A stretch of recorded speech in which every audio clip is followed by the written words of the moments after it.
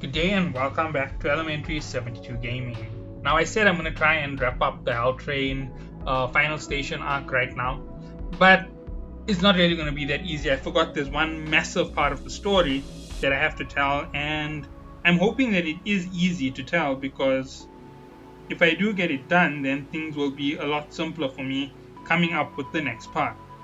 Okay, so let's start touching on it and let's see how far I can go with it.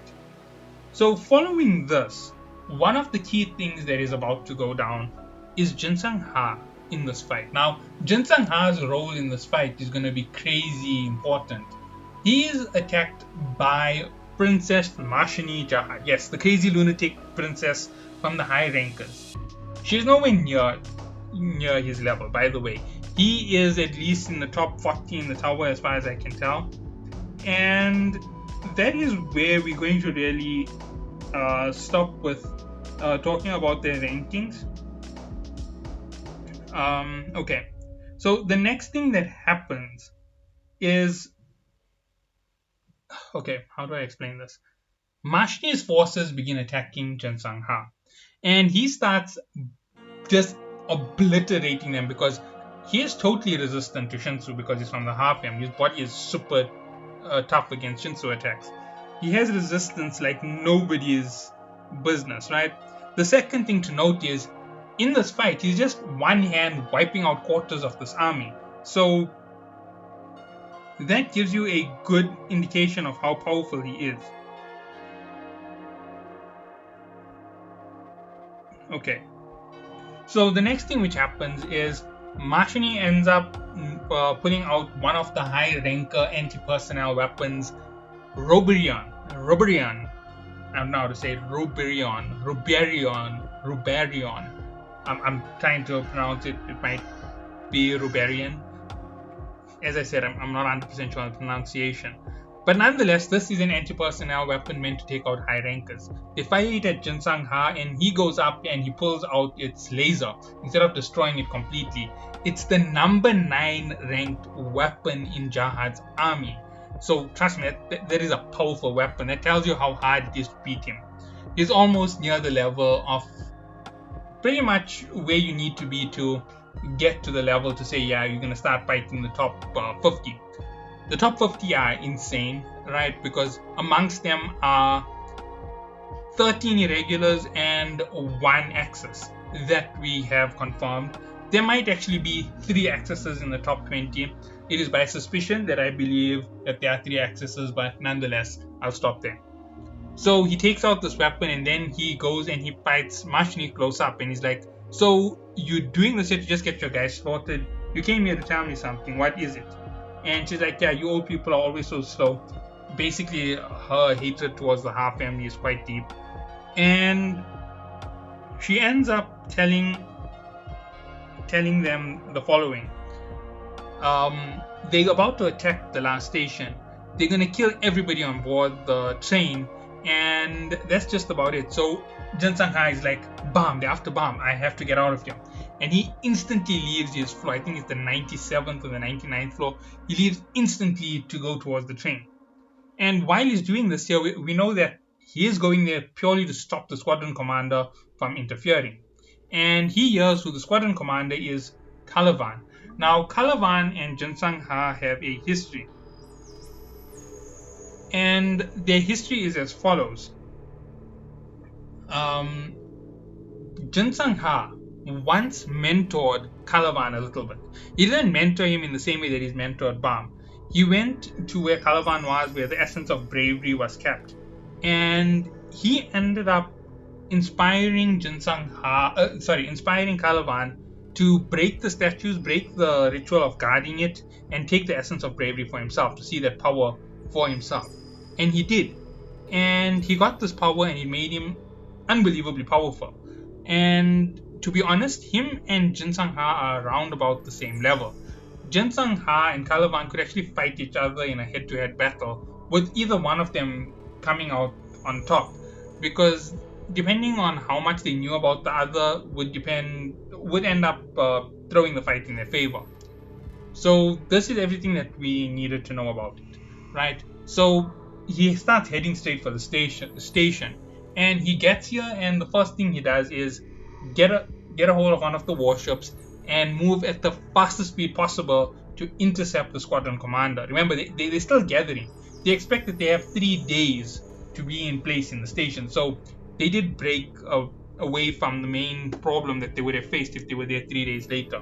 Although if they were there 3 days later, the fighting would have broken out a lot sooner between everybody else.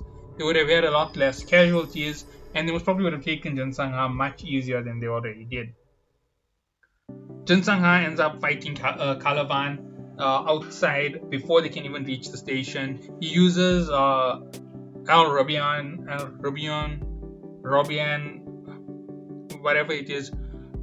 He uses its laser cannon against the squadron commander ship, threatening to use it, and basically they end up having a fight. And Jin Sang-ha fights like a beast. Honestly, Calavan was basically cheating with the essence of bravery the way that he ended up winning.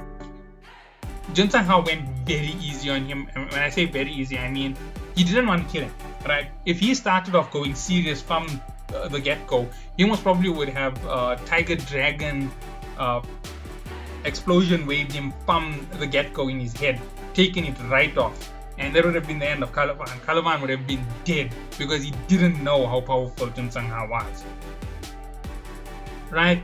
But he decided to go easy on him, and eventually he did hit him with the Tiger Dragon flare wave in his chest, thinking that that was the end of it and just missing his heart.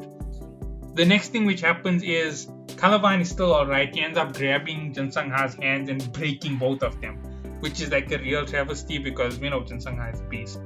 But nonetheless, that happens. It's so sad when we hear about that. They broke both his hands, and as soon as that was done, they just keep pushing it further and further, right? Marshini jumps in and she backstabs him because she's the one who sent him here, right? And then she explains she wants the same thing that he wants. That means she wants the Ten Grey family heads to come down from the seats of power, and she just believes that more blood needs to be spilled to achieve it. So she wants to ruin everything. So she's against Jahad. She's a real crazy, insane person. She might be one of the elders from Fug. I'm not 100% sure. It might be a possibility. A traitor elder who's a princess, but I doubt that is the case because she's from an era much later. You never know. She might even be one of the slayers hidden in secrecy under one of their names. Now, all of this is going down, and this is really the main crux of the fight. Now, on the other side, we've got Isu's team, or Shibisu, Hats, Vadi, Vespa, Anak. All of them are also moving towards the station because they want to welcome Bam when he finally gets there. Remember, they said the Hell Train is a bit more of a problem. Now, obviously, I think they get to skip the 43rd floor, which is the Hell floor. So they go straight through that double test or something on the 42nd floor, and they get promoted to the 44th floor. So they don't go to the 43rd floor, if I'm correct. Otherwise, they do go to the 43rd floor, and things are a bit messy and wonky over there, and they do a test on that floor. We don't know how the regulars go through it. We might get a chance to see it if we see the story for Hurang or for one of the other characters who aren't on the Hell Train from before the floor of death, or the Hell floor, whichever way you want to call it. But nonetheless, we would have to see what they went through, maybe even Isu's team with what their test was. But nonetheless, they managed to get up there. They in the same place as him. They on their way to the station. The next thing which happens is everybody is now moving towards the station. They go and they see there's tons of regulars moving towards it, even more than there's already at the station. And they end up intercepting some of them to find out that they're going to kill everybody on the Hell Train. So they end up taking one of their big ships and warping it into place to the station. And we'll stop there. We'll stop with the Calavan Jin Sang-ha fight. Everything stops at this point, right? So we've got it. Everything is stationary on that section. The next thing is the Hell Train's final station platform itself. Taraka has been taken into custody along with Slayer White. Evan, Yuri's guide, goes and sets up a teleport for Karaka's minions to get into the fight on the outside of the ship while he breaks the rankers out. And he also sets up a lot of other things for them to get away. At the same time, a lot of the other regulars from the chain were caught. Boro's team, Irue's team with Bero, Sachi, all of them are taken along with Wagnan and a few others. And they all end up being taken hostage by Jahad's army. And this is the cowardice of these guys. They basically go about and threaten to kill the hostages to get a regular out of the station. Yeah, we know they're pretty despicable. High-level individuals doing this to threaten small, innocent people into doing things, like real life. So nonetheless, they do this and they do it basically to get Bam out of the station. At this point, Bam actually does do exactly as they say when it comes to going out there in order to save their lives, because they gave him a 20-minute countdown till they kill the first of the hostages, who's Boro. Okay, so moving on, the next thing which happens, which is a real massive situation on this whole situation going on outside, is the teleport device activates. And out of it comes Evan Cal, Hansang Yu, and all of Karaka's minions. Now, here's the whole balancing situation. Rankers vs regulars, rankers win. High rankers vs regulars, regulars get slaughtered. An army of high rankers with regulars and with everybody put together against these regulars, they basically stand zero chance. Evan Cal on the field, equal terms. They're on equal terms right now. And obviously Jin Sang Ha took on Kalavan, stopping that whole fight on that side. Yuri is a high ranker. Karaka is a high ranker. He may not be in the top 300, but he's definitely in the top 500 in the tower. So nonetheless, they go for it, and all of a sudden, this fight breaks out. Evan Cal just goes ham on Jahad's army. She loves to kill, right? Killing is her favorite thing. And she just starts burning everybody with her techniques. She uses fire orbs, so it's a rare technique similar to what Bam uses with the Shinsu black hole sphere. And she ends up going with all of her techniques. Death sentence, executioner. And she just starts blasting these things on the battlefield. And it's just damaging this army so badly. The high rankers get together and they're 5-manning against her with the entire army helping them. And they're using spear bearers and fishermen and everybody imaginable to try and put up a fight against her. Arya Bright Sharon, one of the Ari family members, ends up pulling a dirty, sneaky little trick on her and breaks breaks Evan Cal's fire sword. And she just goes like, okay, fine, yeah, so you think that's going to stop me? Let me show you what's power when she pulls out those orbs. And they just start going down. Then she starts releasing hell. Now that's the thing. That's why it's called Evan Cal's hell on the second floor. She says, fine, I'll release hell. And she starts burning up this place. Now, when she gets there, she says, there's only one real dangerous one in the situation, and that's the ruler of the floor. We don't even get this hint at first. We think that she means somebody inside the army who's that powerful.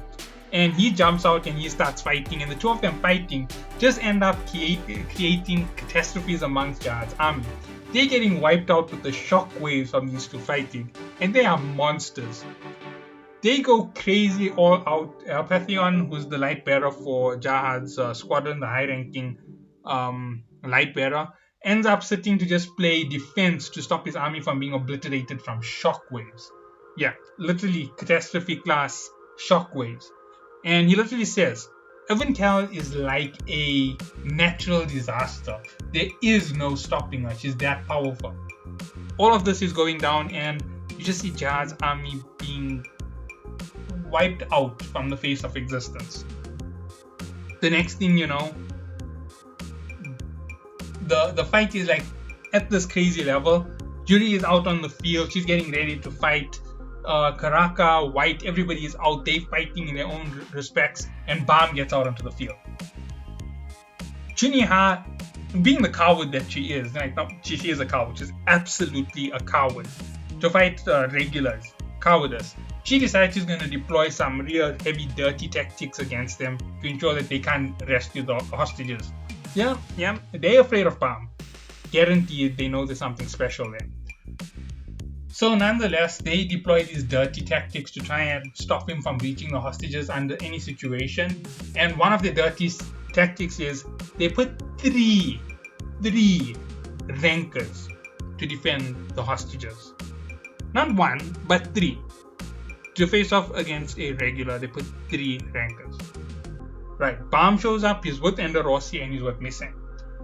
At this point, Bam goes Thorn usage without using his true power, and he starts fighting the ranker from the altar. I forgot what his name is, some weird bright kid, star kid, whatever his name is. But nonetheless, he ends up using a white noise technique against Bam, knocking out his senses. And at this point, Yuri ends up sending him the Black March. And the Black March tells him, why aren't you using your power? You're going easy against the ranker. Come on, use your power. With me, you can make that power last a little bit longer.